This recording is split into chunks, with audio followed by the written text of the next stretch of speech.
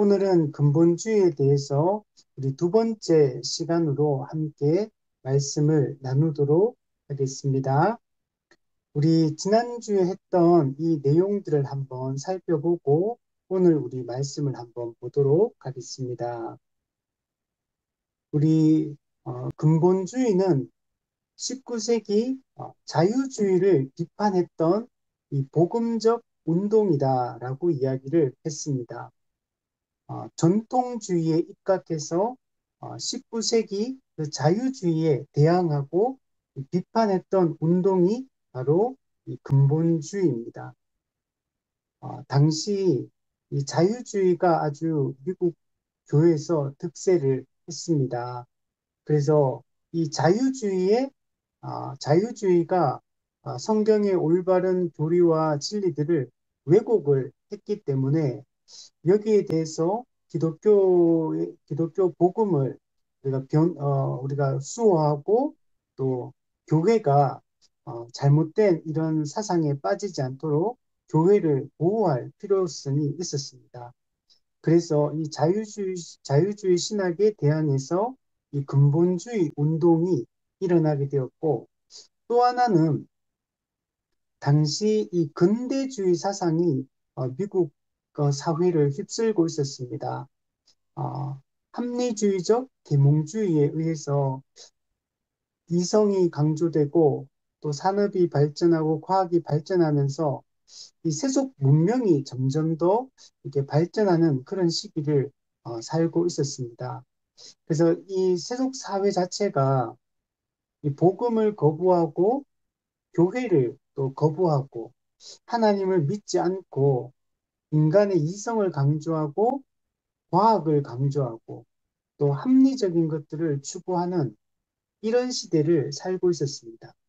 그렇기 때문에 이런 시대 가운데 점점 더 하나님으로부터 사람들은 멀어지고 신앙으로부터 멀어지는 이런 사회를 살고 있었습니다.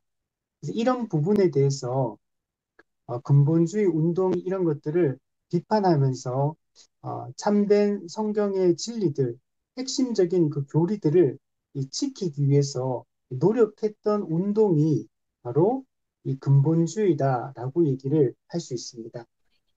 그러니까 이 근본주의는 우리 개신교의 근본적 진리를 지키려고 전통적인 이 교회의 믿음을 지키려고 노력했던 이 운동이 바로 이 근본주의 운동이다라고 얘기를 할 수 있습니다. 16, 17세기에 종교개혁 그리고 정통주의 시대 때 우리 신학의 그 유산들, 개혁파 신학의 그 유산들을 지키고 보수하기 위해서 일어났던 운동이 근본주의 운동입니다. 그러니까 이 근본주의 운동의 출발을 보면 너무 좋은 운동이라고 할 수 있습니다. 당시 이 자유주의라는 아주 거대한 적이 있었던 겁니다. 교회를 이렇게 무너뜨리고 복음을 변질시키고 사람들로 하여금 살아계신 하나님으로부터 떠나게 하는 이런 심각한 이런 자유주의 신학이 있었던 겁니다. 그래서 이런 거대 적으로부터 교회를 지키기 위해서 복음을 수호하기 위해서 사람들을 하나님으로부터 멀어지지 않게 하기 위해서 그리고 그 당시 미국 사회를 이 성경적 세계관, 성경적 가르침 위에 이 사회를 건설하기 위해서 반드시 이 자유주의라는 이 거대한 적을 막아내야 되고 또 전통적으로 개신교가 믿고 왔던 이 진리들을 붙드는 것들이 너무나 중요한 겁니다. 이런 배경 속에서 이 근본주의가 시작되었다라고 얘기할 수 있고 그래서 근본주의가 태동되었던 이 배경들을 볼 때 우리는 충분히 납득이 되고 그리고 정말 소중한 이 운동이었구나라는 것들을 우리가 알 수가 있습니다. 자, 그런데 이제 나중에는 이 근본주의가 그런데 올바른 방향으로만 또 흘러간 것은 아니었습니다. 여러 가지 문제점들이 도출이 되기 시작했고 여러 부작용들이 나타나기 시작했습니다. 그래서 그 부분에 대해서는 우리가 지난주 잠깐 나누긴 했지만 요거는 다음 주에 좀 더 세밀하게 여러 가지 측면에서 근본주의가 어떤 문제점들이 있는가를 그거는 다음 주에 한번 살펴보도록 하겠습니다.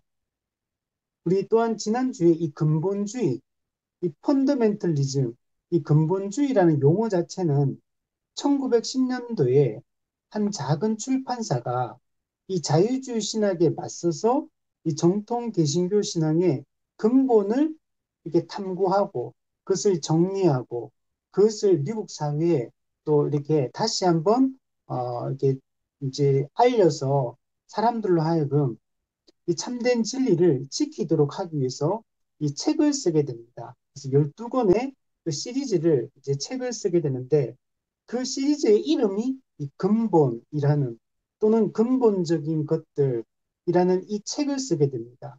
그래서 여기에서 근본주의다라는 이런 용어가 시작이 되게 됩니다. 근데 이제 근본주의라는 이 말을 쓸 때는 처음에는 자유주의자들이 이 복음을 지키려고 하는 이 복음주의자들을 공격하는 용도로 썼던 용어가 이 근본주의자다라는 이런 표현이었습니다. 그리고 이 근본주의자들이라고 불렸던 이 사람들도 근데 자기들 스스로를 이렇게 근본주의라고 이렇게 지칭하는 경우는 소수였다. 그러니까 대부분 이렇게 불리는 걸 좋아하지는 않았다는 것들을 알 수가 있습니다. 어쨌든 이 근본주의가 아주 성경의 근본적 진리들을 지키기 위해서 시작된 운동이다라는 것들을 우리가 기억을 했으면 좋겠습니다. 그러니까 자유주의는 이런 성경의 초월적, 이적들 이런 것들을 다 부정했기 때문에 그러나 기독교는 그 초월적인 것들을 이걸 버리고 또는 이것을 타협하고 복음의 진리를 설명할 수가 없습니다. 이 대표적으로 동정녀 탄생, 예수님의 성육신, 그리고 부활, 이런 것들을 우리가 부정할 수가 없는 겁니다. 근데 이 자유주의는 이런 것들을 부정했기 때문에, 그렇기 때문에 이것을 반대할 수밖에 없었던 겁니다. 자, 그리고 우리 밑에 내려와서 보면, 우리 101페이지 근본주의 운동에 보면, 어떤 교리, 5가지 중요한 교리들을 강조했다라는 것들 우리가 살펴볼 수 있었습니다. 특히 가장 중요한 게 성경 무오성, 성경은 오류가 없다. 예, 물론 여기서 성경 무오성을 이야기할 때는 성경의 원본을 얘기합니다. 원본. 이게 사본이나 또는 이 번역본에서는 어떤 조금씩 번역의 어떤 문제점, 이런 것들이 없다는 건 아닙니다. 그러나 하나님이 성경을 주실 때 이 성경의 원본은 아무 오류가 없었고 그 원본을 기록한 사본들이 많이 있었고 그 사본들을 통해서 현재 우리가 가지고 있는 이 성경을 우리가 가지게 된 겁니다. 하나님께서 이, 이 원본의 내용들이 오류가 없도록 이렇게 기록되게 하셨다. 그 예수님의 이 신성 이런 부분들이 또 강조되고 동정녀 탄생 또 예수님의 죽음은 대속적 죽음이다. 또 예수님은 부활하셨고 예수님은 재림하신다. 이런 우리가 당연하게 받아들이고 있는 이런 진리들을 강조했던 게 바로 이 근본주의 운동이다라고 얘기를 할 수 있습니다. 특히 이 근본주의 이 운동이 일어날 때 이 근본주의는 근데 이제 문제점은 현대 세속 문화 어떤 이런 것들 다 이제 반기독교적이다. 과학이 발전하는 것도 산업이 발전하는 것도 문화가 현대 학문 어떤 이 모든 것들이 반기독교적이다라고 얘기하면서 이런 것들을 다 부정해 버리는 그래서 반지성적인 방향으로 흘러가게 됩니다. 그래서 이런 것들은 큰 문제점이다라고 얘기를 할 수 있고 또 이 근본주의의 이제 주요 세력이 누구냐면 세대주의였습니다. 세대주의도 당시 자유주의와 싸웠습니다. 그래서 이 근본주의가 자유주의와 싸울 때 세대주의자들도 근본주의 안으로 들어오면서 근본주의의 주류 세력으로 이렇게 나타나게 되고 그래서 이 근본주의가 이상한 방향으로 또 흘러가게 됩니다. 그래서 이런 부분은 다음 주에 좀 더 자세하게 이야기를 나누도록 하고 오늘은 우리 4번에 보면 근본주의와 복음주의를 비교하는 내용을 간단하게 오늘 한번 살펴보도록 하겠습니다. 처음에 이 자유주의 신학에 반대하며 근본주의 운동이 일어나는데 이 근본주의 운동이 일어날 때 이 그 중요한 역할을 중심에 있던 분들이 다 원래 복음주의자들입니다. 이 복음주의, 이 복음을 따르는 사람들이죠. 복음주의. 이게 그러니까 우리 밑에 네모 박스에 보면 용어에 보면 복음주의, 옛복음주의, 역사적 기독교 이렇게 용어가 표현되어 있죠. 그러니까 이게 여기 보면 구별이 필요하다라고 얘기는 그러니까 어떤 측면에서 이런 표현들을 쓴다는 겁니다.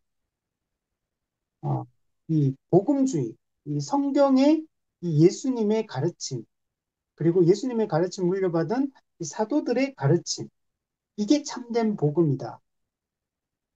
이게 복음주의인데, 근데 왜 이걸 복음주의를 옛 복음주의라고 얘기하냐면, 신복음주의가 등장하기 때문에 그 20세기에 등장한 신복음주의와 구별해서 설명하기 위해서 옛 복음주의다라는 표현을 쓰는 겁니다.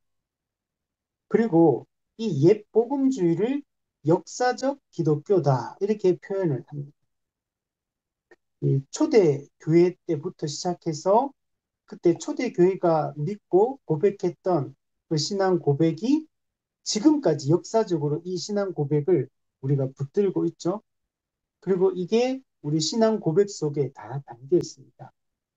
그래서 초대교회 때도 이 신앙 고백이 있었고, 또 우리 종교개혁 때도 이 신앙 고백이 있었고, 그 신앙 고백을 우리는 또 물려받아서 지금까지 이 신앙 고백을 하고 있습니다. 그래서 이 복음주의를 옛 역사적 기독교다. 이렇게도 표현을 하는 겁니다.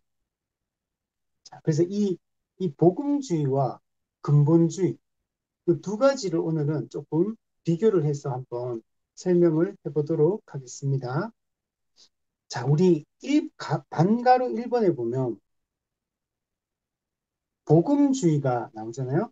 우선 그 내용을 한번 보시면 자유주의에 대항하여 전통 기독교의 복음적인 근본적 교리를 수호하려는 운동이다.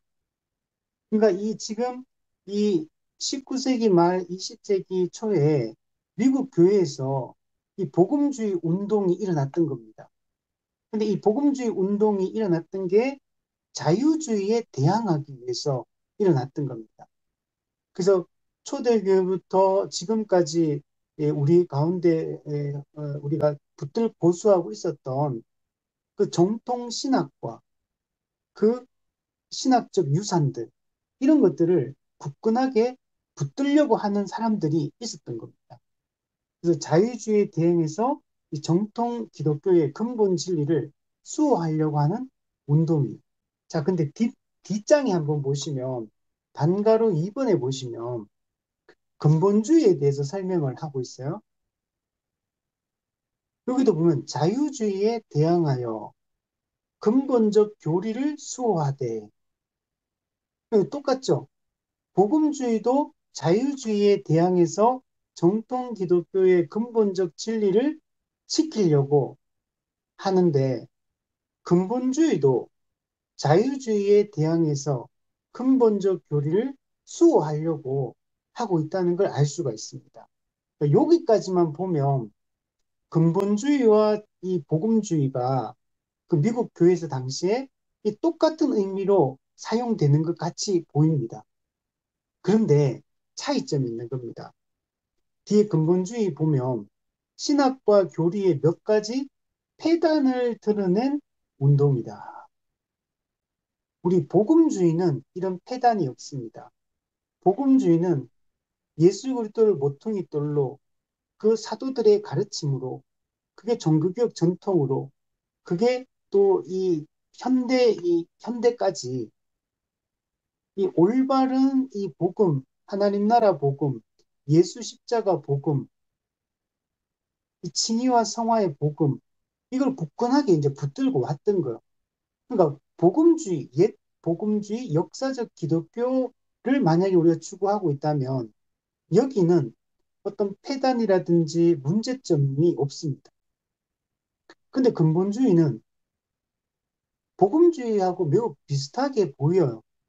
자유주의에 대항한다는 측면에서도 기독교의 근본 진리를 지키려고 한다는 차원에서도 그리고 그 근본주의 주장했던 성경의 무호성 또 예수님의 신성, 예수님 대속적 죽음, 부활, 재림, 동정녀 탄생 언어가 하나 문제가 없잖아요. 교리를 붙들려고 하는 거 보면. 요까지만 보면 근본주의가 정말 올바른 운동이구나 라고 생각할 수 있는데 이게 이상한 방향으로 흘러가게 되는 거예요. 초기 시작은 좋았지만 갈수록 이상한 흐름으로, 이상한 주장으로, 이상한 스탠스를 취하면서 근본주의가 흘러가게 됩니다. 우리 다음 주에 좀 설명하겠지만 104페이지 보시면 맨 위에 네모 박스 있거든요. 한번 보시면 교회로는 분리주의적이다. 그러니까 근본주의가 가지고 있는 교회로는 분리주의입니다. 자꾸 깨요, 뭔가를 분열시켜요. 그리고 신앙은 알미니안적입니다. 그러니까 자꾸 인간의 의지를 강조하고 약간 율법의 행위를 강조하고 이런 쪽으로 가요. 윤리는 반사회적이고 개인적이다. 개인 구원에 초점이 맞춰지고 또 이 사회를 부정적으로 보거든요. 근본주의는. 그래서 반사회적이에요. 학문은 우리 앞에 보면 교리를 수호하려고 한다는 거 보니까 야, 근본주의는 정말 교리적이고 배우는 걸 중요하고 계시를 잘 붙들려고 하는구나 이런 생각이 들지만 실질적으로는 반지성적으로 흘러갑니다. 종말로는 이 아까 이 근본주의 주류 세력이 누구라고 했습니까? 세대주의라고 했죠. 그러니까 반현세적이에요. 그리고 미래적입니다. 이 세대주의의 영향을 많이 받기 때문에 근본주의 종말론이 이상한 방향으로 흘러가게 되는 겁니다.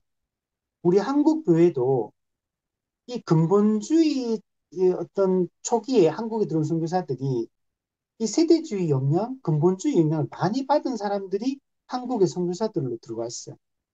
그러다 보니까 이런 영향을 한국 교회도 그대로 이어받게 된 겁니다. 그래서 나중에 그 한국에 들어온 그 선교사들이 초기에 이런 분들이 많이 들어왔어요. 근데 좀 이따가 이 올바른 이런 이제 개혁주의자, 이 복음주의자들이 들어와서 이전에 한국 교회에 들어왔던 이런 잘못된 폐단들을 고치려고 이제 고치려고 노력을 많이 했어요. 그런데 초기에 들어왔던 선교사들, 그리고 이런 사람이 주된 주류였기 때문에 그 영향이 한국 교회 안에 이미 이게 10년, 20년, 30년 이렇게 흐르면서 너무 깊게 한국 교회에 뿌리를 내려버린 겁니다. 그러다 보니까 조금 후에 들어온 미국 선교사들이 바르게 이런 것들을 수정하려고 해도 잘 고쳐지지 않는 그리고 이런 그게 조금 그 좀 잘못된 방향으로 종말론의 방향으로 흘러가서 이런 현재 우리 한국에 미치는 이 사이비 종말론 이런 것들로 이제 지금 열매를 맺게 된 겁니다. 그리고 정신은 심한 전투적 경향을 지녔다. 예, 근본주의는 자유주의와 싸워야 되잖아요. 아주 그러니까 되게 전투적입니다. 그래서 조금이라도 다르면 그냥 반대, 이게 격렬하게 반대하고 저항하고 이런 전투적 경향을 이 근본주의가 갖게 됩니다. 그래서 되게 근본주의적인 생각을 가진 사람들이 엄청 강해요. 사람들이 강하고 이게 그냥 복음의 은혜 아래에서 우리가 하나님을 굳건하게 신뢰하고 이런 측면으로 나타나는 게 괜찮은데 이게 매우 전투적이고 매우 이렇게 분리주의적이고 이런 방향성으로 이 근본주의가 나타나게 됩니다. 이런 것들이 전부 다 이 근본주의가 가지고 있는 부작용이라고 얘기할 수 있어요. 이런 폐단들이 되게 많습니다. 자, 다시 넘어와서 자, 그래서 정리해 보면 이 복음주의와 근본주의가 당시 미국 교회에 다 나타나는데 근데 이게 이게 조금 흐름이 조금 다르게 나타난다는. 그래서 이 자유주의와 대항해서 싸운다는 측면에서 비슷하게 비슷한 결을 가지고 있는 사람들이었지만, 근데 이제 좀 시간이 지나면서 보니까 조금 색깔이 다른 겁니다. 그래서 이렇게 올바른 이 옛 복음주의를 따르려고 하는 사람들도 있는 반면에 이 근본주의로 이렇게 완전히 흘러가 버리는 그런 사람들도 동시에 미국 교회에 당시에 있었다. 그래서 그걸 지금 비교해서 여기서 설명을 하고 있는 겁니다. 자, 우리 다시 그 뒷페이지 다시 한번 보시면 103페이지 맨 위에 이 근본주의의 이 폐단 중에 아주 중요한 한 가지를 여기 기록해 놨는데 반대주의, 근본주의를 반대주의라고 이렇게 이야기를 하고 있습니다. 왜 반대주의냐면 현대 문화, 과학의 발전, 사회의 진보 이런 거에 대해서 근본주의는 반대를 하는 겁니다. 왜냐하면 당시 이런 현대 문화가 가지고 있는 것들이 다 반기독교적. 그럴 수밖에 없는 게 당시는 합리주의적 계몽주의가 꽃피우는 시기거든요. 그러니까 합리주의, 계몽주의는 인간의 이성을 강조하고 그리고 하나님이 필요 없다라고 생각하고 하나님을 밀어내는 이런 사상입니다. 그러니까 이런 게 당시 그 사회를 어, 구성하고 있었기 때문에 그 문화 자체가 다 반기독교적으로 흘러갈 수밖에 없었습니다. 그러니까 근본주의는 이 복음의 본질적인 것들을 지키려고 하는 사람들인데 이 현대 문화 자체가 반기독교적으로 흘러가니까 여기에 동의할 수가 없는 겁니다. 그러니까 이런 부분에 대해서 근본주의는 반대합니다. 기독교를 위협하는 것에 대한 격렬한 반대나 공격, 이런 게 우리 현대 한국 교회도 나타납니다. 현대 그리스도인들에게도 이런 모습이 나타납니다. 근데 이 근본주의적인 이런 이제 생각을 갖게 되면 조금이라도 기독교를 위협하는 것에 대해서 아주 강하게 적대적인 감정을 품고 강하게 반대하고 되게 위험한 방향으로 흘러갈 수가 있어요. 근데 이게 그냥 이게 좀 약간 이게 뭐 이렇게 약하게 이렇게 반응하는 게 아니고 격렬하게 반대, 격렬하게, 격렬하게 반대하고 그리고 공격합니다. 근데 지금 미국 교회도 지금 한국 교회도 그래요. 이런 근본주의적인 이런 영향을 많이 받은 교회이기 때문에 그래서 조금 기독교적이지 않은 것에 서 되게 강렬하게 이렇게 저항하고 반대하고 공격하고 막 잡아먹을 듯이 이렇게 하게 됩니다. 그래서 이런 부분들은 문제가 있는 거예요. 우리가 살고 있는 이 사회가 지금 이게 우리 지금 하나님 나라가 완전히 이루어진 상태가 아니잖아요. 그리고 우리가 살고 있는 우리 나라 자체가 기독교 국가가 아닌 겁니다. 근데 이런 것들로부터 우리가 기독교를 조금이라도 한다고 해서 이런 것들을 이렇게 우리가 막 싸우고 공격하고 적대하고 이런 방향으로 가면 안 되고 우리가 이런 문화와 이 시대와 이 사회 속에 우리가 살고 있는 거죠. 그러니까 여기서 복음을 타협한다거나 근본적 진리를 타협하라고 말하는 건 아니에요. 그건 우리가 잘 수호하고 지켜내야 되지만 이런 문화, 이런 과학의 발전, 이런 것들을 우리가 부정적으로 보면, 무조건 보면 안 된다. 그 속에 반기독교적인 게 분명히 있겠죠. 그렇지만 모든 게 다 반기독교적인 게 아니거든요. 우리 조금 이따가 보면 이 복음주의자들 중요한 이 사람들 보면 미국 교회에서 중요한 역할을 했던 그 세 인물이 있는데 그 세 인물들 보면 과학과 종교는 충돌하지 않는다.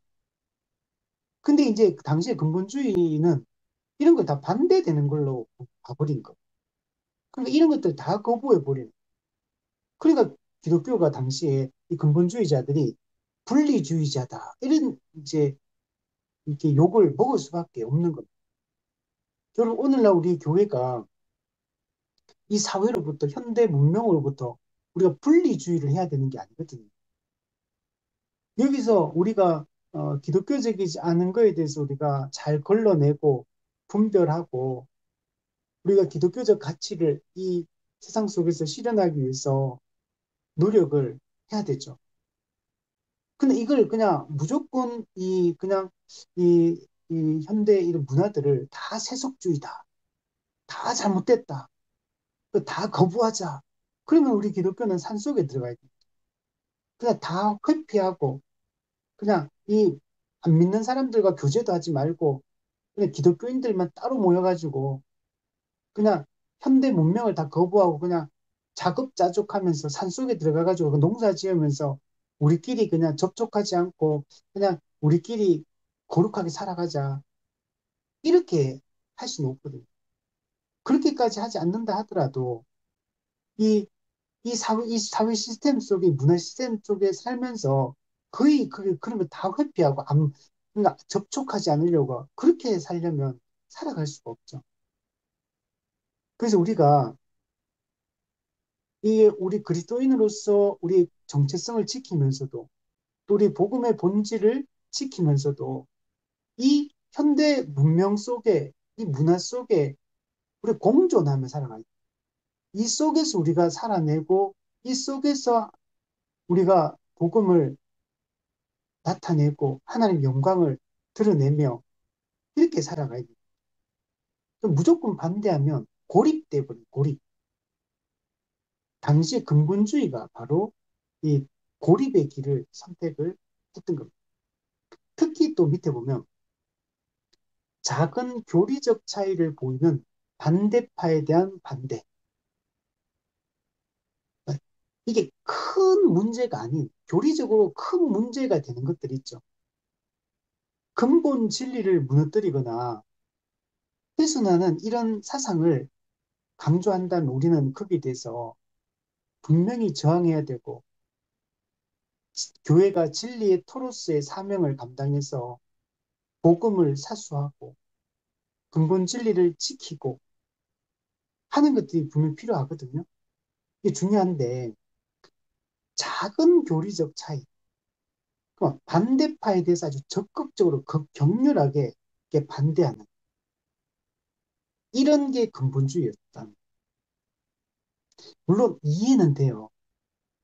당시에 자유주의 신학이 워낙 강하니까 그들이 너무나 이상한 주장들을 성경의 진리를 왜곡하는 이런 주장들을 워낙 강하게 하니까 그러니까 근본주의자들이 뭔가 조금이라도 좀 벗어나거나 조금 차이가 있다 싶으면 다 이제 우리가 다 반대하는 거예요. 우리 속담 중에 그 뭐죠? 소뚜껑 보고 놀란 가슴 뭐 하는 그 말 있잖아요. 그 뭐죠?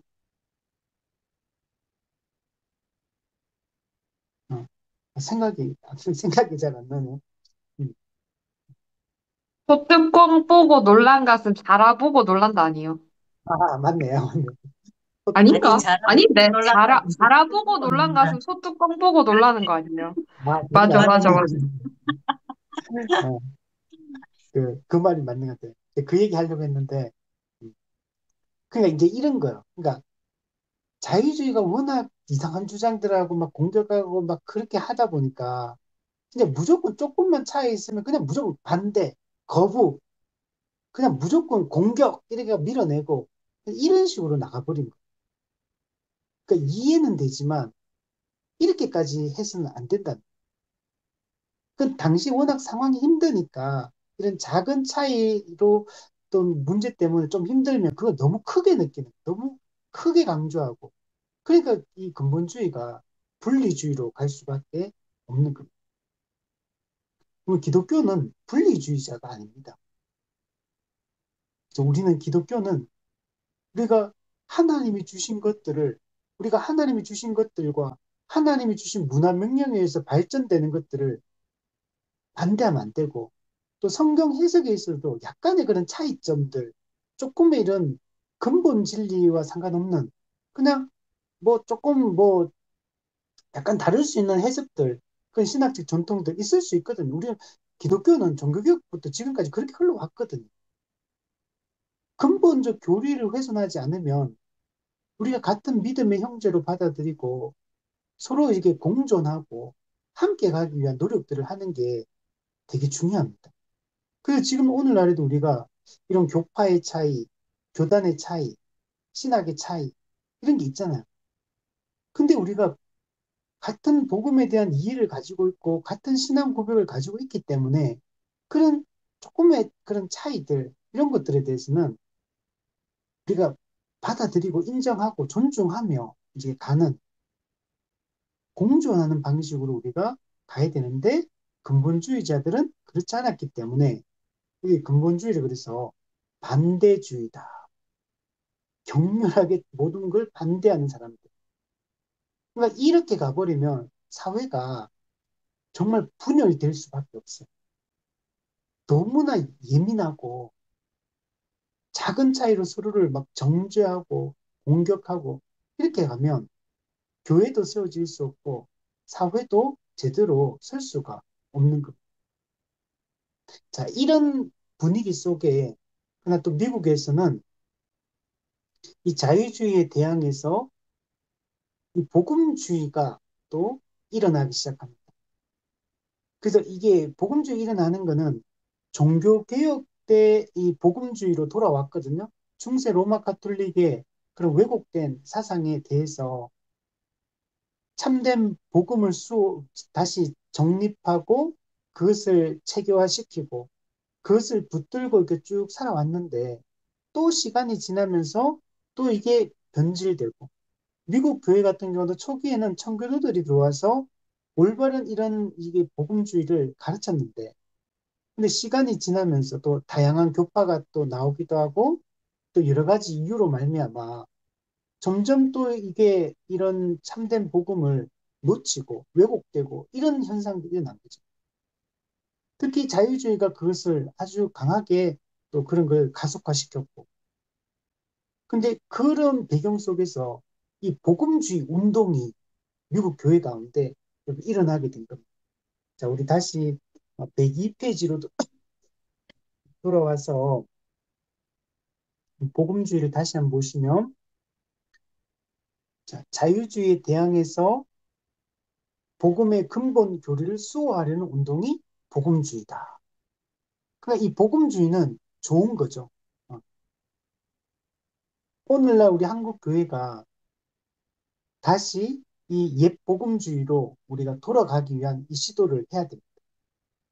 미국 교회도 당시에 이제 이런 운동들이 일어났던 겁니다. 밑에 보시면 주요 주장은 개혁파 정통주의자들인 찰스 핫지, 이 사람 중요한 인물이요. 찰스 핫지, 그다음 벤자민 워필드, 이 사람들이 이제 구 프린스턴 신학교 출신입니다. 그래서 프린스턴 신학교가 장로교 신학교입니다. 그래서 원래 프린스턴 신학교가 장로교 신학교로서 개혁파, 정통 신학을 가르치던 그런 학교입니다. 그래서 프린스턴 신학교가 되게 중요합니다. 그래서 근데 이 사람들은 구 프린스턴 신학교 이 출신들이 그러니까 옛날에는 이게 올바른 걸 가르쳤기 때문에 이 사람들 구 프린스턴 학파다 이렇게 부르고 근데 이 프린스턴 신학교가 조금 시간이 지나면서 여기에 자유주의가 들어오고 자유주의가 프린스턴 신학교를 물밀듯이 들어오게 되고 그래서 나중에 어떻게 되냐면 개혁파 신학이 밀려나게 되고 자유주의 신학이 프린스턴 신학교 전체에 아주 아주 대다수를 이렇게 교수들이 차지를 하게 됩니다. 그래서 이제 이 프린스턴 신학교가 이제 옛복음주의를 붙들려고 하는 교수들도 있고 또 이제 자유주의 신학에 물든 교수들도 있고 근데 자유주의 신학을 따르는 사람들이 다수가 돼버려요. 그래서 결국에는 서로 싸우다가 그 옛복음주의를 따르는 역사적 기독교 전통에 서 있는 사람들이 나오게 돼서 이제 웨스트민스터 신학교를 세우게 되고 웨스트민스터 신학교가 이제 옛복음주의를 따르는 개혁파 정통신학을 따르는 이런 학교로 세워지게 되고 이제 프린스턴 신학교 같은 경우는 자유주의를 자유주의화되고 이제 그 방향으로 이제 신학교가 쭉 흘러가게 됩니다. 자, 그 이야기를 여기서 하고 있어요. 그래서 이 복음주의는 이 찰스 하치, 벤자민 워필드가 아주 중요한 그 초기 역할들을 감당하게 되고 그리고 근데 이제 이 자유주의 신학에 가장 적극적으로 맞서 싸운 사람이 있는데 이 사람이 이 프린스턴 신학교 교수였던 존 그레샴 메이천. 예, 이 사람이 중요합니다. 이 사람. 이 사람이 실제로 웨스트민스터 신학교를 설립한 분이고 이분이 나중에 그 교단도 만듭니다. 정통장로교회. 정통장로교회라는 미국의 하나의 큰 교단을 또 이분이 위해서 만들어지게 됩니다. 이렇게 일종의 어떻게 보면은 이제 분열이 된 거죠. 근데 이 분열은 나쁘다고 볼 수가 없는 거죠. 올바른 이 교리와 신학을 지키기 위해서 이 자유주의 물결에 대항해서 기독교의 근본 진리를 지키고 또 중요한 이 개혁파 이 신학들을 교리들을 지키기 위해서 이렇게 학교가 분리가 되게 됩니다. 자, 그 내용들을 한번 인물 중심으로 해가지고 오늘은 한번 살펴보면, 자, 첫 번째는 찰스 하치. 이 찰스 하치는 미국 이제 프린턴 신학교 교수고 또 나중에 이 학장도 하게 됩니다. 이 사람은 이 장로교 그러니까 신학자. 장로교 신학자고 프린턴 신학교에서 이 조직 신학을 가르쳤습니다. 이 조직 신학은 뼈대가 되는 성경의 핵심적인 뼈대가 되는 신학을 조직 신학이라고. 그래서 이걸 50년 동안 프린스턴 신학교에서 가르치게 되고 그래서 이 찰스 하치를 그 프린스턴 신학의 아버지다라고 이렇게 부릅니다. 찰스 하치가 이 개혁파 신학을 여기서 출발했기 때문에 그래서 아버지라고 이렇게 불리웁니다. 정통 칼빈주의 신학, 정통 개혁파 신학을 가르쳤던 인물이고 그리고 그 당시에 아주 대표적인 역할을 했던 사람이 찰스 하치다라고 얘기할 수 있어요. 찰스 하치는 성경의 권위를 아주 강조를 했습니다. 성경의 권위가 무너지면 이 모든 이 올바른 교리들이 다 무너지게 되거든요. 그래서 성경의 이 오류가 무오성, 또 성경의 영감설, 성경의 권위, 최종 권위로서의 성경, 하나님의 말씀 이런 것들을 강조를 합니다. 이 찰스 하치는 우리 지난번에 개혁파 우리 정통주의자 중에 유명한 인물이 프란시스 투레틴이 있다라고 그때 얘기했었어요. 프란시스 투레틴이 이 개혁파 정통주의를 어떻게 보면 집대성한 그 당시의 인물이라고 할 수 있고 되게 이 조직 투레틴이 쓴 변증신학 강요라는 그 조직신학 책이 있는데 그 책이 이 지금 미국의 이 찰스 하치까지 였습니다. 대단한 그 투레틴의 그 책이 변증신학 강요가 오늘날 우리가 가지고 있는 개혁파 조직신학 어떤 그 내용들을 아주 체계적으로 담아낸 책이라고 할 수 있고, 그게 16, 17, 18, 19세기, 20세기까지, 거의, 아니, 18세기까지 이 투레틴의 변정신학 강요가 이게 조직신학의 교과서처럼 아주 중요한 교과서처럼 이게 쓰여졌던 책이거든요. 근데 이 찰스 하치가 그 당시에 프린턴 신학교에서 조직신학을 가르칠 때 이 프란시스 투레틴의 이 변정신학 강요를 교과서로 사용할 정도로 이게 대단한 책이거든요. 찰스 하치는 이걸 통해 가지고 그 개혁파, 정통주의 신학 이걸 견고하게 붙들려고 노력했던 인물이 바로 이 찰스 하치다라고 얘기할 수 있습니다. 또한 칼빈의 그 예정론 그리고 하나님의 주권 사상 그리고 예수님의 이 대속적 형벌, 교리 이런 것들을 강조합니다.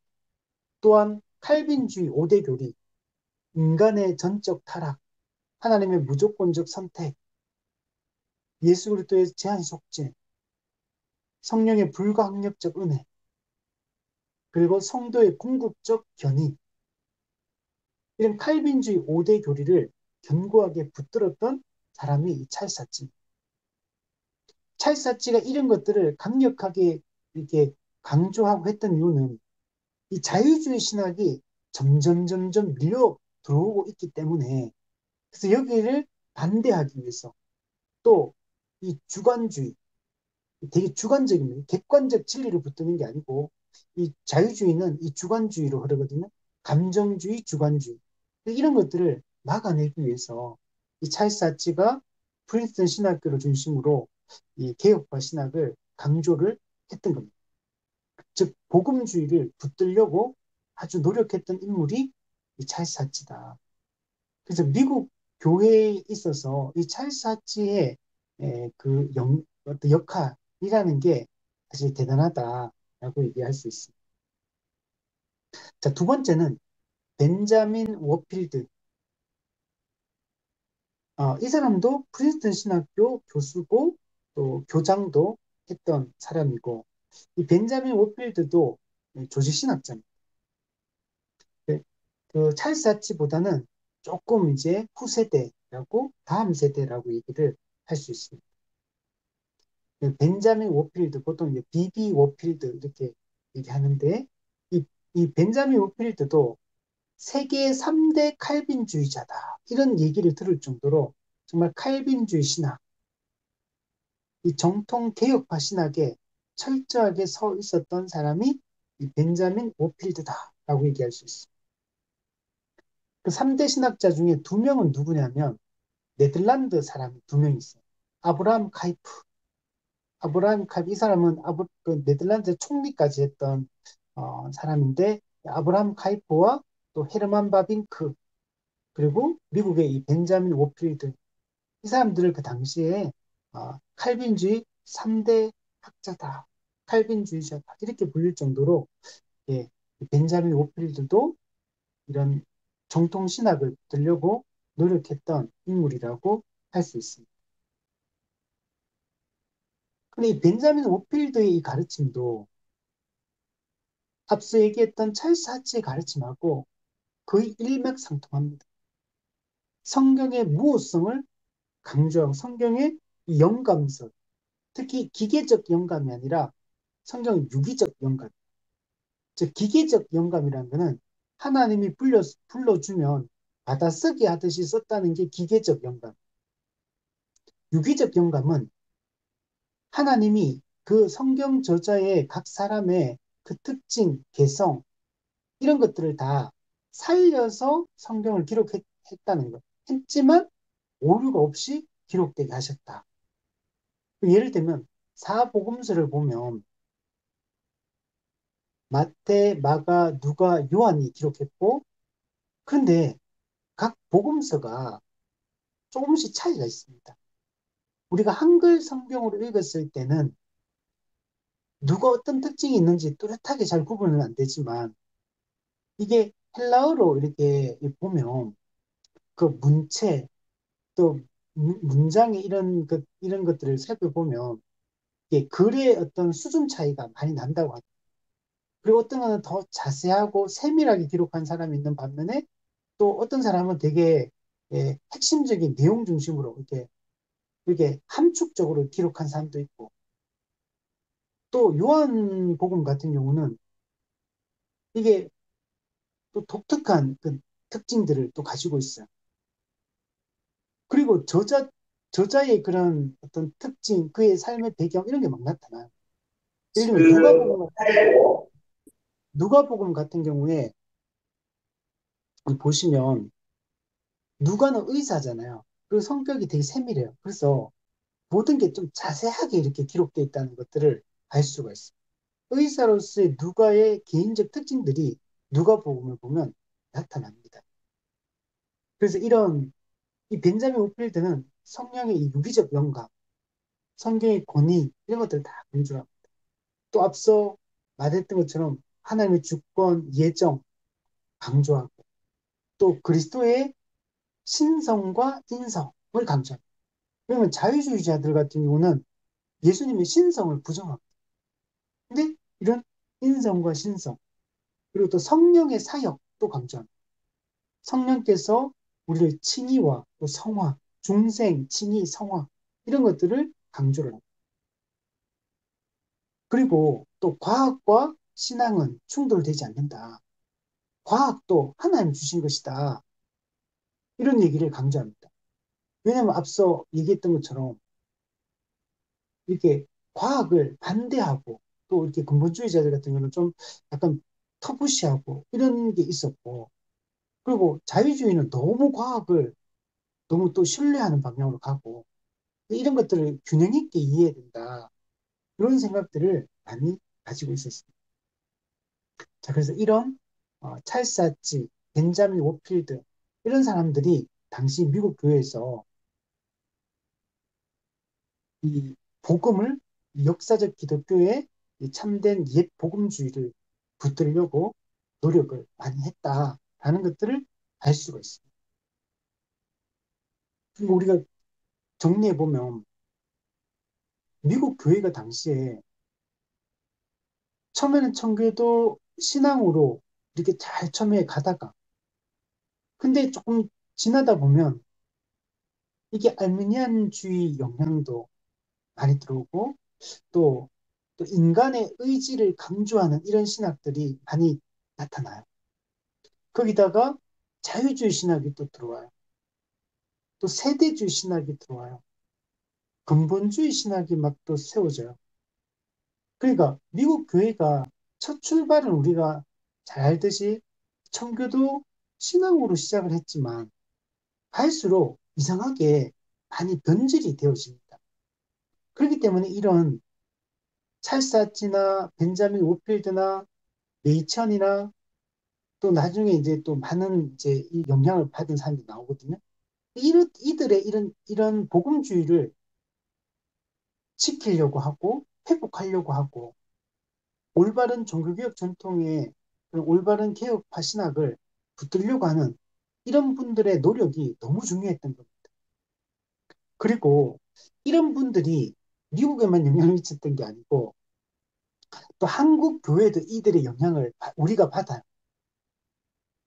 그래서 한국 교회도 지금 이 미국에서 이 복음주의 운동을 일으켰던 여기서 영향을 받았던 그 사람들이 한국 교회도 그대로 영향을 미칩니다. 그들이 한국교회 선교사로 들어와서 그래서 앞서 얘기했듯이 좀 약간 잘못된 영향도 한국교회가 근본주의나 세대주의나 또 이런 영향도 받지만 또 이런 복음주의 운동에 영향을 받은 선교사들 때문에 한국교회가 기본 뿌리가 이런 것들이 잘 내렸어요. 어떤 몇 가지 부분에서는 또 이상하게 이렇게 변질이 되었지만 한국교회가 그래도 전반적으로는 이런 이 올바른 뿌리들을 잘 내린 이 교회라고 할 수 있어요. 우리 한국 교회는요, 이 교파가 좀 많아도 다른 교파들에 가도 좀 기본적인 이 신학과 이 교리들에 대한 동일한 이해를 가지고 있어요.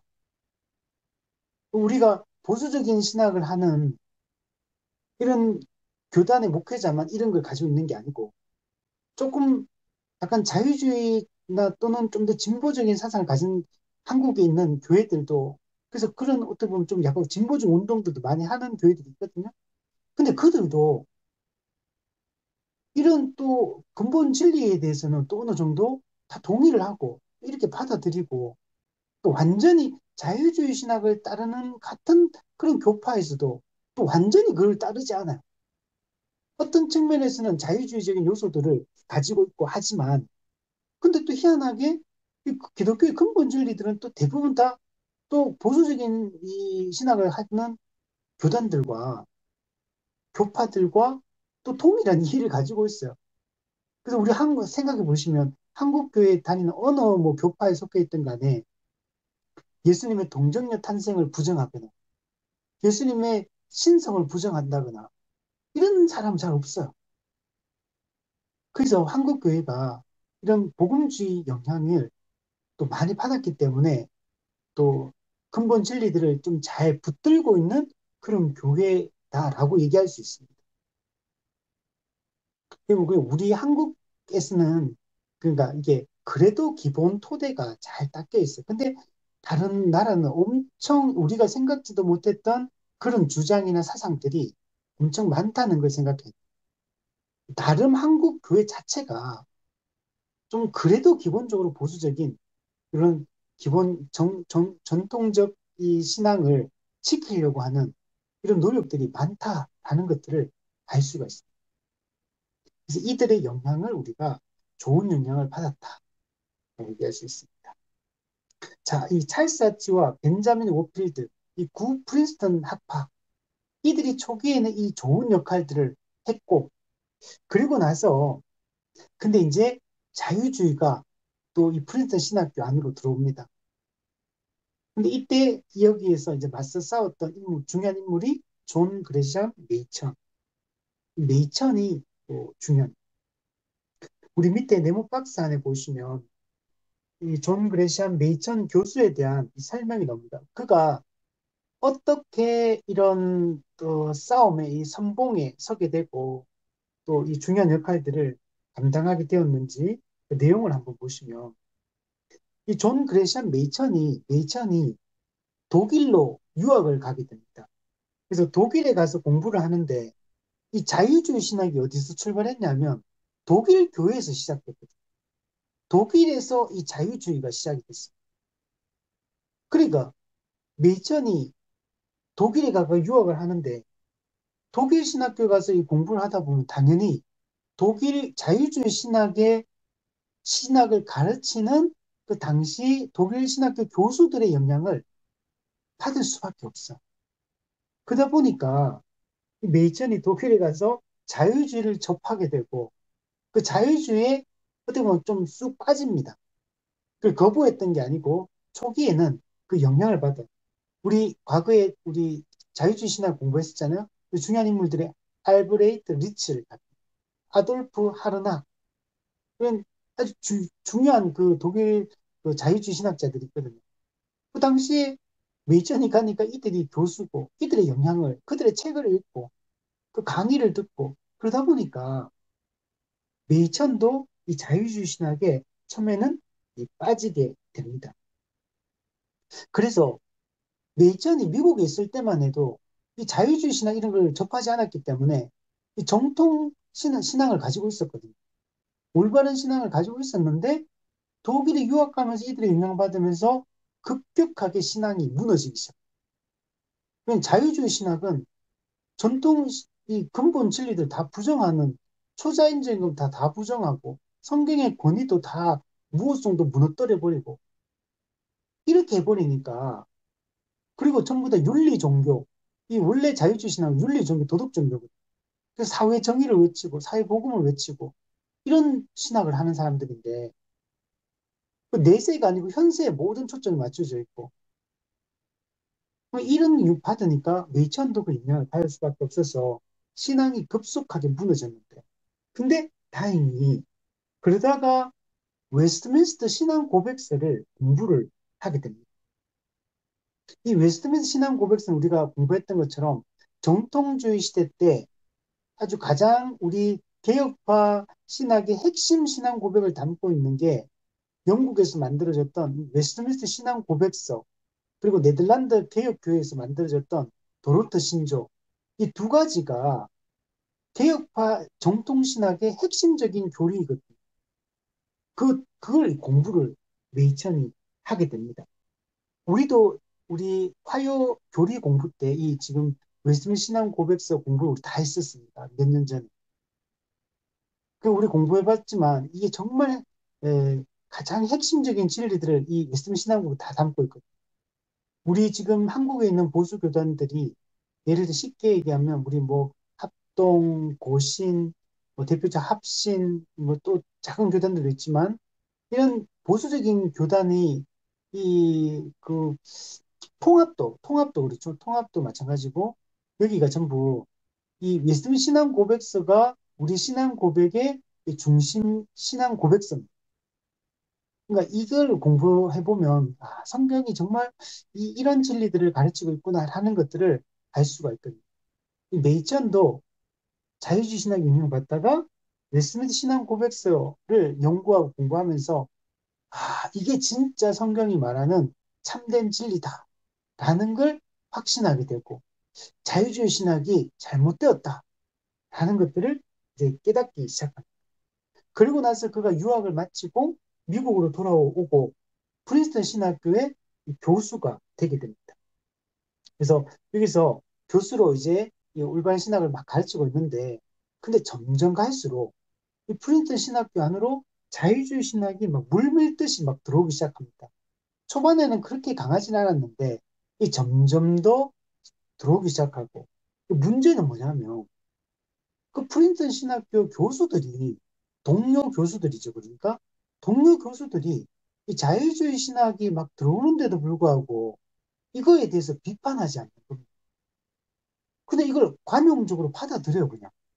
그 문제점을 지적해야 될 사람들인데 그냥 오히려 수용하고 받아들이고 그렇게 말하고 그리고 이 교리에는 무관심한 거예요. 그 교수들이. 그러니까 그 메이천 입장에서는 이 잘못된 건데 그러니까 동료 교수들인데 이들과 이제 논쟁할 수밖에 없고 그들과 싸울 수밖에 없는. 근데 이런 올바른 이런 신학을 가르치는 교수는 별로 없고 대부분의 이 프린트 신학 교수들이 이 자유주의 신학 쪽으로 다 기울어져 버린 겁니다. 교리에는 무관심하고 정말 어떤 실용적인 것, 어떤 그 당시에 뭘 강조하면 어, 교회는 하나로 연합해야 된다 이런 거 강조. 그리고 전도해야 된다 이런 거 강조. 물론 다 맞는 말이죠. 연합해야 되고 전도해야 되고 맞는데 그 교리가 기본 뼈대를 기초가 되고 나서 연합도 중요한 거고 전도하는 것도 중요한 거지. 교리는 신앙 고백은 없고 교리는 다 무너뜨리고 무관심하고 그냥 우리 하나 됩시다. 일치합시다. 전도합시다. 우리 세상을 변화시킵시다. 이런 얘기만 계속 뒷다 하고 있어가지고 될 문제가 아니라. 근데 당시 프린트 신학교가 이제 그랬던 거예요. 그래서 메이찬이 여기에 대해서 아주 강하게 비판하고 그, 그, 그 당시 그 입장에서 있는 사람들에게 우리가 이 정통 기독교 교리를 가르쳐야 된다. 우리가 이 진리를 붙들어야 된다. 이런 것들을 강조하기 시작합니다. 그러니까 막 다른 사람들이 이 메이찬을 엄청 욕하고 막 분리주의자라고 막 욕하고 공격하고 막 반대하고 막 그랬어요. 그러니까 메이찬이 아주 외로운 싸움을 그 프린스턴 신학교 안에서 진리를 지키기 위해서 싸웠던 겁니다. 원래 프린스턴 신학교는 초기에는 장로교 신학교로서 메이천이 가르쳤던 이 가르침이 원래 주된 가르침이었거든요. 그게 그 신학에 근거해서 이 프린스턴 신학교가 세워졌고 그렇게 흘러왔는데 자유주의 신학이 물밀듯 들어오니까 이 주객이 전도돼 가지고 자유주의 신학이 주류가 돼버린 그리고 이런 이 복음주의자들이 소수가 되고 전락해버리고 거기서 이걸 바꾸기 위해서 막 싸웠는데 이 싸움이 쉽지가 않은 겁니다. 그래서 결국에는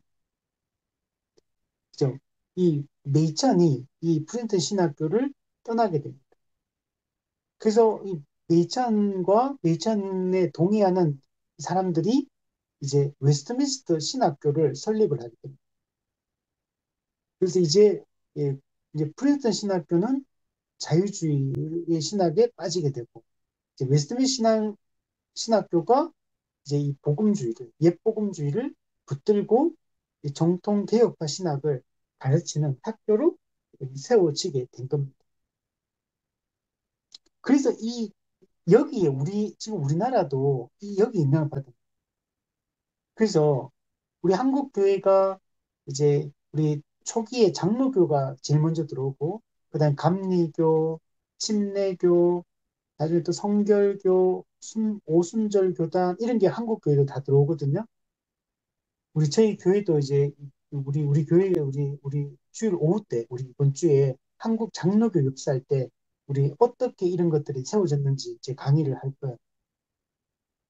그래서 렇게 들어왔는데 한국에도 이런 네이천의 이런 가르침을 받아서 이제 좋은 이제 평양 신학교가 설립이 되어지고, 또 그렇게 해서 이제 장로교가 하나로 또 이렇게 잘 세워져서 오다가 나중에 또 물론 뭐 신사참배나 WCC 가입 문제나 또 여러 가지 이유로 또 물론 좀 분열이 일어나긴 했지만, 그러나 이런 한국 주류 이제 장로교 전통이 이런 메이천 이런 또 찰스다치 벤자민 우필더 이런 사람들이 물려준 이 신학적 전통을 우리가 물려받았어.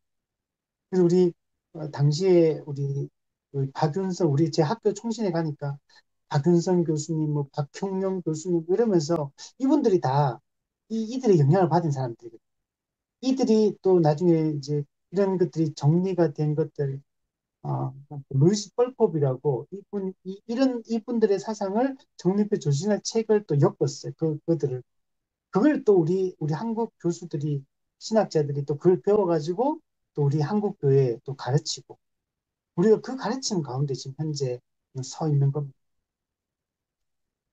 이 노력들이 얼마나 이게 귀한지.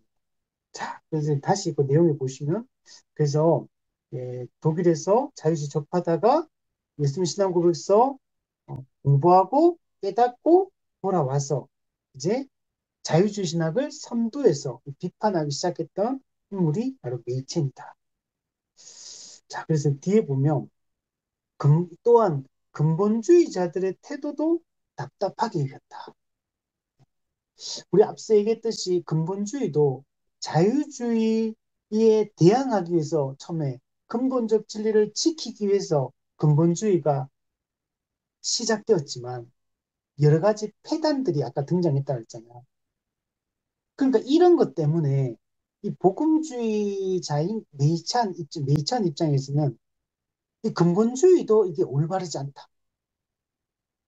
근본 진리를 지키려고 하는 이거는 높이 살만하지만, 그러나 반현세적, 반지성적, 반사회적 이런 식으로 막 가버리니까 이 참된 이 복음주의자들 입장에서는 이 근본주의를 이게 이게 따라갈 수가 없는 거죠. 같이 할 만한 사람들인데 자유주의와 함께 싸우는 측면에서는, 근데 또 우리가 다 동의할 수 없는, 그러니까 답답하게 느끼는 이런 폐단들을 극복해야 된다. 당시 미국 교회가 이런 근본주의로 이게 또 흘러가는 거, 자유주의는 더 나쁘고 근본주의도 또 그런 폐단들에 대해서는 이걸 잘 예, 고쳐야 된다. 이런 생각들을 이 메이천도 많이 했습니다. 자, 대표적으로 이 메이천이 이게 쓴 그 책이 이게 지금 이름이 있는데 중요한 책들이에요. 그리스도의 동정녀 탄생. 두 번째는 바울 종교의 기원. 그리고 기독교와 자유주의. 이 중요한 이 세 권의 책을 이렇게 기록을 했습니다. 자, 이 중에서 네이천이 제일 먼저 썼던 책이 무슨 책이냐면 바울 종교의 기원이라는 책을 썼습니다. 이 책이 제일 먼저 쓴 책입니다. 이 책이 1921년도에 이 책을 썼습니다. 이 책은 어떤 내용이냐면 바울 종교의 기원이니까 바울이 가르치는 이 복음이 어디에서 왔느냐 이제 이 얘기를 다루고 있습니다. 바울 복음은 예수님의 가르침과 동일하다. 그리고 예수님의 그 바울의 복음은 예수님의 계시로부터 주어졌다. 이런 얘기를 하는 겁니다. 그럼 이 메이천이 그럼 이 책을 왜 썼냐 도대체. 왜냐하면 당시 자유주의자들이 바울의 가르침은 예수님으로부터 온 게 아니다. 이렇게 주장을 하게 하니까 메이천이 바울의 가르침은 예수님의 계시로 이렇게 받은 것이고 예수님의 가르침과 바울의 가르침은 일치한다. 이런 주장을 메이천이 했던 겁니다. 당시 자유주의 신학자들은 바울이 가르친 이 복음은 예수님께 물려받은 게 이게 계시로 받은 게 아니라 어디서 왔다고 생각했냐면 헬레니즘 그 문화, 그 헬레니즘의 그 사상에서 온 것이다. 근데 헬레니즘 즉 문화 여기서부터 나온 게 바울의 가르침이다. 이런 식으로 주장을 했던 거예요. 예수님의 가르침과 관련성이 없다.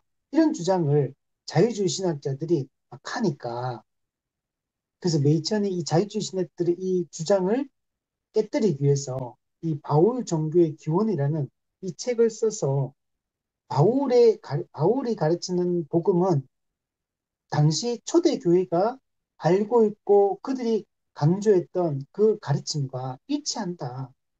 예수님의 그 가르침과 바울의 가르침을 비교해 보면 일치한다. 이제 이런 내용을 책으로 쓴 게 바울 종교의 기원이라고 얘기할 수 있어요. 우리 갈라디아 말씀 보면 바울은 항상 사도권을 의심받고 있다는 걸 알 수 있어요. 참된 예수 그리스도의 사도가 맞느냐? 왜 바울이 초기에는 교회를 박해하는 그런 역할도 했기 때문에 바울이 정말 예수 그리스도의 사도가 맞느냐? 사도권이 의심받으니까 바울이 가르치는 가르침, 바울이 전하는 복음도 의심받을 수밖에 없어요. 정말 예수님의 가르침과 바울의 가르침이 일치하는가? 여기에 있던 의문점을 초대 교회 성도들이 가지고 있었거든요. 그래서 막 바울을 막 의심하고 공격하고 그 반대하고 막 이런 것도 있었죠. 근데 갈라디아서 보면 그 예루살렘 교회의 유력한 자들, 그 이제 사도들이죠. 그들 또 예수님의 친동 야고보 이런 사람들 전부 다 바울에게 그 친교에 악수를 했다. 즉 바울의 가르침이 문제였고 이 그 사도들이 가르치는 가르침과 바울의 가르침이 똑같다라는 걸 그 갈라디아 말씀 보면 인정을 받죠. 그래서 이런 첫 번째 메이천 이 책을 썼던 것. 자, 그리고 두 번째는 이제 그리스도의 동정녀 탄생이라는 책을 메이천이 쓰게 됩니다. 이 책은 1930년도에 30년에 발표를 하게 됩니다. 우리나라 일제시대 때죠, 때가. 이 책은 뭘 강조하냐면 제목 그대로요. 예수 그리스도의 동정녀 탄생이 역사적 사건이고 또 신학적 어떤 의미를 가지고 있는지 또 성경적, 즉 정경적 또 어떤 관점에서 동정녀 탄생은 사실이다. 그건 신화라든지 어떤 거짓말이 아니다. 라고 이렇게 변호한 책이 바로 이 책입니다. 이런 얘기를 하게 된 것도 마찬가지예요. 자유주의 신학자들이 예수님의 동정녀 탄생을 비역사적 신화다. 근데 역사적인 사건이 아니다. 동정녀 탄생을 부정해버리니까 여기에 대해서 변호를 할 수밖에 없는. 그러니까 이 예전에 이런 모든 책이라든지 이런 사역들을 보면 자유주의 신학자들의 그런 주장들, 그들의 공격들, 이런 것들을 방어하고 변호하는 차원에서 이런 것들이 다 이루어지고 있다는 것들을 알 수가 있어요.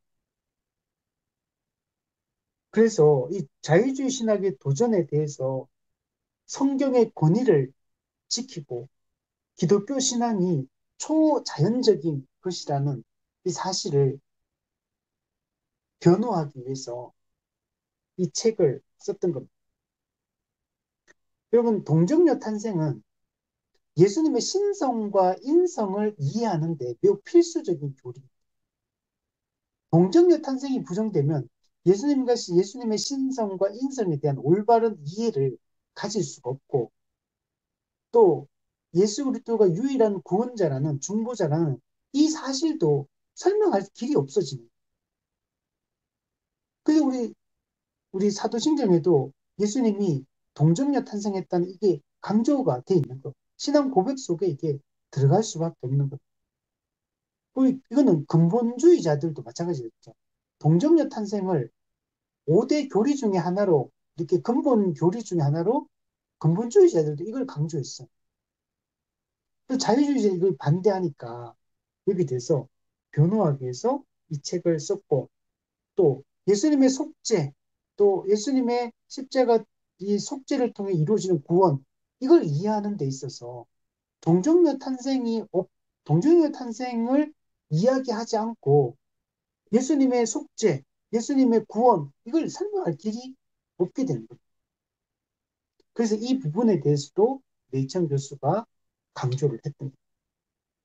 자, 세 번째는 기독교와 자유주의.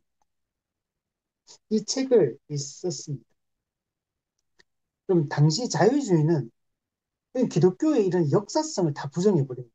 동정녀 탄생 부정, 예수님의 죽음, 부활, 뭐 초자연적인 기적, 뭐 다 부정해버려요. 재림 다 부정해버려요. 천국, 지옥 다 부정해요. 다 뭐 신화적인 거, 상징적인 것이다. 이런 식으로 성경을 해석을 했습니다. 기독교는 윤리적 종교다. 도덕 종교다. 이 사회를 정말 정의롭게 하고 이게 공정하게 하고 어, 이런 사회로 바꾸는 게 어떤 기독교다.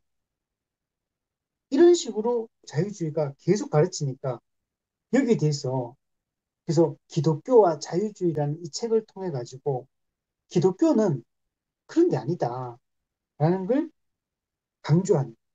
그러면서 자유주의 신학을 반대하면서 예수님의 계시를 강조합니다. 예수님의 신성을 강조합니다. 예수님의 대속을 강조합니다. 성경의 무호성을 강조하고 초자연성을 강조하고 이런 것들을 강조할 수밖에 없는. 그러니까 이 책도 기독교와 자유주의라는 이 책도 자유주의 신학의 문제점을 지적하면서 참된 기독교, 역사적 기독교는 어떤 기독교인가, 어떤 종교인가. 이 초대교회 때부터 강조되어져 왔던 종교개혁자들이 또 붙들었던 그 올바른 참된 기독교는 어떤 기독교인가. 이런 것들을 강조하려고 이 책을 썼던 겁니다. 이 모든 걸 보면 다 자유주의라는 그죠? 참된 이 복음주의를 무너뜨리는 참된 믿음과 진리를 무너뜨리는 여기에 대해서 변호하고 방어하고 이게 올바른 걸 지켜내기 위한 이 투쟁의 역사 속에서 이 모든 것들이 이루어졌다라는 것들을 알 수가 있습니다. 이거는 오늘날도 우리가 이런 참된 진리를 훼손하고 무너뜨리려고 하는 이런 모든 시도들이 많거든요. 여기에 대해서 우리가 이제는 이 역할들을 감당해야 돼. 우리가 기독교의 이 진리를 보존해야 돼. 우리 고린도전서 1장에 이게 세상 사람들 눈에는 유대인과 이방인의 눈에는 이게 미련하고 어리석게 이 복음의 진리가 보이는 거죠.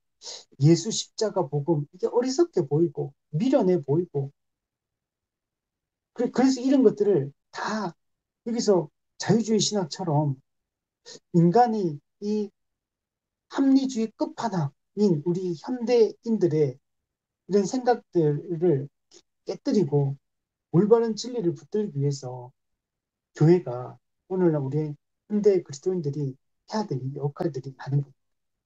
오늘 우리도 이 복음의 진리를 변호하고 지키기 위한 노력이 중요합니다. 이 기독교와 자유주의에서 이 책에서 이 네이천이 이런 얘기를 합니다. 자유주의는 기독교가 아니다. 그것은 전혀 다른 종교다. 이런 얘기도 하고 또 기독교는 본질적으로 교리적이다. 네. 기독교는 교리적입니다. 칼빈이 얘기했듯이 기독교의 진리는 교리적으로 진술이 가능하다. 또 이렇게 복음적 교회는 신조적 교회다. 신앙 고백을 정리하는 신조적 교회다. 이렇게 우리가 기독교를 이해됩니다. 기독교는 주관주의, 감정주의, 이런 걸로 이해하면 안 돼. 어떤 체험주의, 신비주의, 이런 걸로 기독교를 설명하려고 하면 기독교는 교리적, 신조적 교회다. 성경에 객관적 진리가 기록되어 있고, 이 기록된 말씀 속에서 객관적 진리, 함축적인 진리들을, 이 진리를 함축해서 정리한 게 이 신앙 고백이거든요.